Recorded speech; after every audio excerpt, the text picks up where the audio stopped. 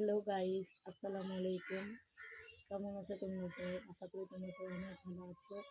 আজকে ৭ই রমজান, সবাইকে রমজান মোবারক। এই তো আমি আজকে চলে এসেছি একটা কথা নিয়ে তোমাদের সাথে শেয়ার করছি। এই তো আমার এই আমার এক মেজো দিদি, মেজো বোনের দুটো মেয়ে আছে। আমার মেজো বোনের স্বামী মারা গেছে।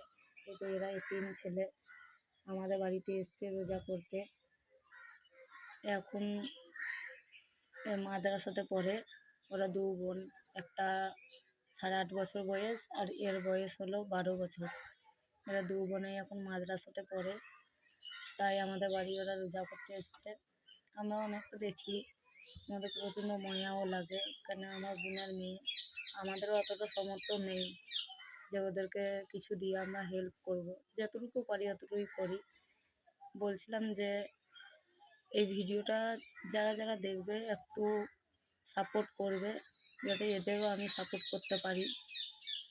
ওই জন্যই ভিডিওটা করা। আমি যখন মাদ্রাসাও যাব তখন তোমাদেরকে ভিডিও বানিয়ে দেখাবো ওই কোন মাদ্রাসাতে থাকে ওরা। লাও, তুমি একটু বলো। আসসালামু আলাইকুম। আসসালামু আলাইকুম। তোমরা কেমন আছো? আশা করি আমার ভালো আছো। জোরসে বলো। আলহামদুলিল্লাহ আমি ভালো আছি। বলো তুমি কোথায় পড়ো?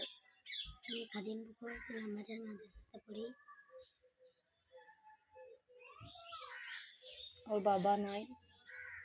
আজ বাবা আজ 6 বছর হতে যাচ্ছে বাবা মারা গেছে।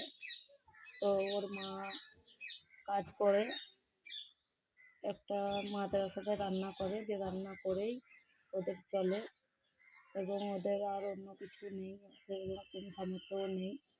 আমরাই অনেকটা সবাই মিলে আমরা হেল্প করি। আর এরাও তো বড় হয়ে যাচ্ছে না, ওই জন্য আমরা এদের পাশে দাঁড়িয়ে আছি।